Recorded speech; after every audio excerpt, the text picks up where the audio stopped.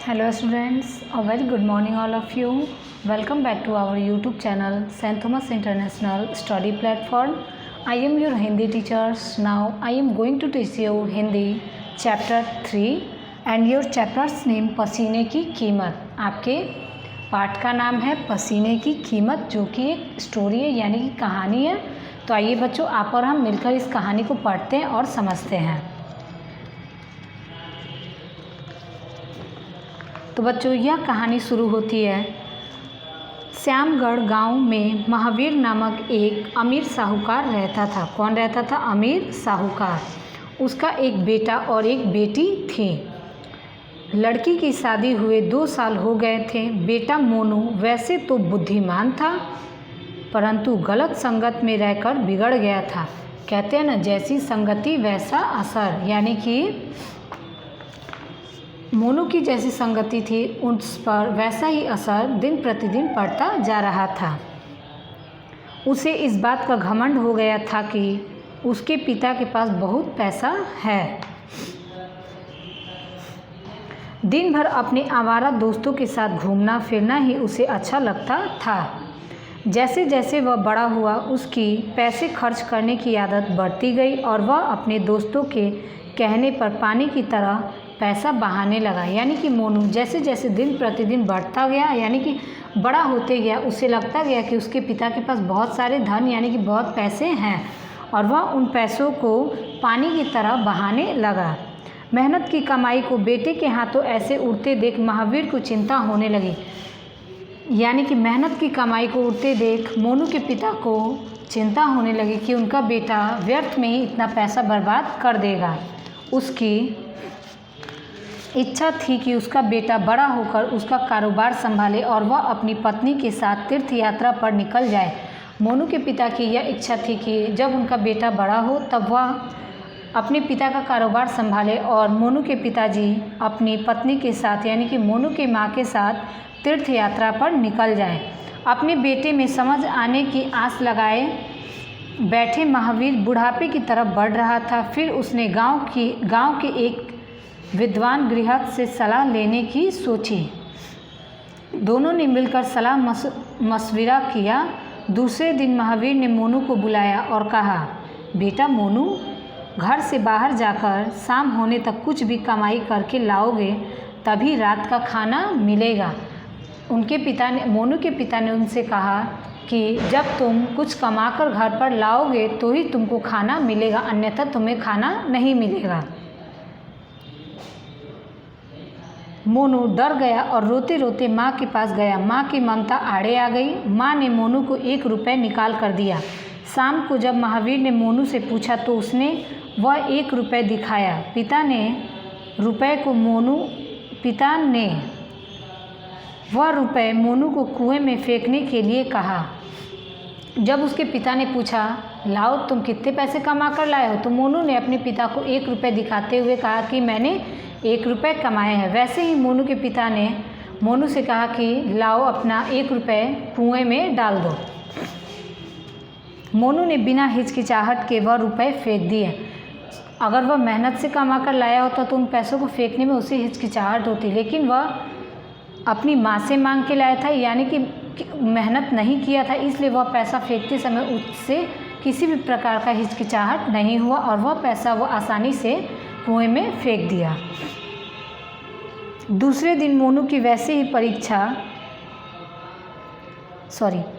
महावीर को अपनी पत्नी पर शक हुआ। उसने पत्नी को मायके भेज दिया। यानी कि महावीर को पता चल गया कि वह मोनू के पास जो 1 रुपये था वह उसकी माँ ने ही उसे दिया था।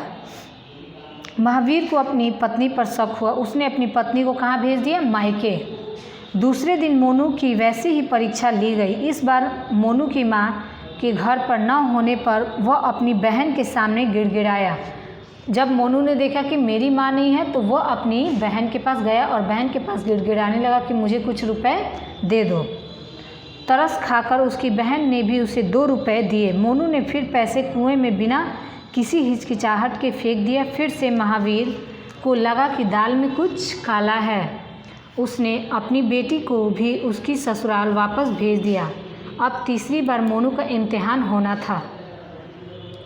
अब उसका साथ देने वालों में कोई भी नहीं था, ना माँ थी, ना बहन थी और ना ही कोई दोस्त सामने आया। मोनू सारा दिन सोचता रहा, भूख भी लगने लगी थी। रात का खाना बिना कमाई के नहीं मिलने वाला था। मोनू काम की तलाश में निकल पड़ा। पीठ पर बोझा उठाकर 2 घंटे मेहनत करने के बाद उसे 1 रुपये नसीब हुआ। भूख के मारे वह ज़्यादा कमा भी नहीं पा रहा था। शरीर भी थक कर जवाब देने लगा था। इस तरह पसीने से भीगा हुआ मोनू 1 रुपये लेकर घर पहुंचा। उसे लग रहा था पिता को उसकी हालत पर तरस जरूर आएगा, लेकिन महावीर ने उससे सबसे पहले कमाई के बारे में पूछा। मोनू ने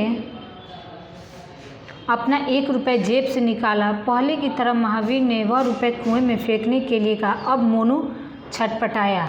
सोचिए, जब वह बिना कमाए पैसों को लाता था तब वह आसानी से बिना किसी हिचकिचाहट के कुएं में फेंक देता था, लेकिन आज वह जब खुद की मेहनत से 1 रुपये कमा कर लाया है तो वह पैसा फेंकने में उसे घबराहट होने लगी। उसने पिता से कहा, आज मेरा कितना पसीना बहा है, इस 1 रुपये को कमाने के लिए इसे मैं नहीं फेंक सकता। जैसे ही ये शब्द उसके मुंह से निकले उसे अपनी गलती का एहसास हो गया। यानी मोनू ने जैसे यह जवाब दिया कि यह पैसा मैंने बहुत ही पसीने बहाकर बहुत मेहनत करके 1 रुपये कमाए हैं, मैं यह रुपये नहीं फेंक सकता। वैसे ही मोनू का एहसास हुआ कि वह भी अपने पिता का पैसा यूं ही व्यर्थ में बर्बाद कर रहा है। महावीर खुश हुआ। उसे कुछ कहने की ज़रूरत नहीं पड़ी। अब मोनू को पैसे की कीमत का पता चल चुका था। अब वह बुरी संगत को छोड़कर सोच समझकर पैसा खर्च करने लगा। कुछ समय बाद महावीर भी अपनी पत्नी के साथ तीर्थ यात्रा पर निकल पड़ा। सोचिए बच्चों, जब मोनू कमाता नहीं था और अपने पिता का पैसा उड़ाना रहता, तब वह बिना सोचे समझे व्यर्थ में ही पैसा इधर उधर पानी की तरह बहाया करता था। लेकिन जिस दिन उसके पिता ने कहा कि जब तुम खुद कमाकर कुछ पैसे लाओगे तो ही तुमको शाम का भोजन मिलेगा, उसने 1-2 बार तो चालाकी की, अपनी माँ से मांग लिया, अपनी बहन से मांग लिया। और जब उसके पिता ने कहा कि यह पैसा तुम कुएं में डाल दो, तो वह बिना किसी हिचकिचाहट के पैसे को कुएं में फेंक देता था। लेकिन जिस दिन उसने खुद की मेहनत से 1 रुपये कमाए और उसके पिता ने कहा कि यह 1 रुपये तुम कुएं में फेंक दो, तो उस दिन वह घबराया और कहा कि नहीं, मैं यह रुपये नहीं फेंक सकता, क्योंकि मैंने इस रुपये को कमाने में बहुत मेहनत किया है। और समय के साथ मोनू को भी समझ आ गया कि वह अपने पिता का पैसा व्यर्थ में ही बर्बाद कर रहा था। अब उसे समझ आ गया तो उसने बुरी संगति को भी छोड़ दिया और मेहनत करके पैसा कमाने लगा और अच्छे से अपना जीवन व्यतीत करने लगा।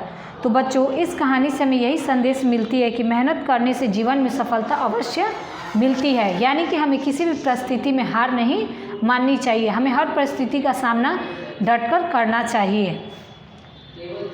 बच्चों, आइए अब हम लोग बोर्ड पर ध्यान देते हैं। कुछ शब्दार्थ है जिसके अर्थ हम लोगों को जानने, जैसा कि साहूकार। साहूकार का अर्थ होगा सेठ। गिड़गिड़ाना, गिड़गिड़ाना का अर्थ होगा मदद की भीख मांगना। संगत का अर्थ होगा साथ। छटपटाना का अर्थ होगा तड़पना। आप लोग इसको अपने नोट कॉपी पर नोट करोगे और इसे रिमेंबर यानी कि याद कर लोगे, और इसका नोट्स आपके व्हाट्सएप ग्रुप पर शेयर हो जाएगा। आप लोग उस नोट्स को अपने फेयर कॉपी पे नोट करोगे और व्हाट्सएप ग्रुप पर शेयर करोगे। साथ ही साथ आप लोगों को जो भी पढ़ाया जा रहा है, आप लोग अच्छे तरीके से घर पर सेल्फ स्टडी करो, पढ़ो और अच्छे से याद भी करते रहो, ताकि आगे आप लोगों को कोई भी प्रॉब्लम ना हो। और बच्चों, आप लोगों से नम्र निवेदन और है कि आप लोग अपने पिता से कहिए, अपने पेरेंट्स से कहिए कि वो लोग स्कूल में आकर बुक ले ले, ताकि आप लोगों को पढ़ने में कोई भी दिक्कत या परेशानी ना हो और आप लोग अच्छे से पढ़ाई कर सकोगे। थैंक यू बच्चों, ऑल द वेरी बेस्ट।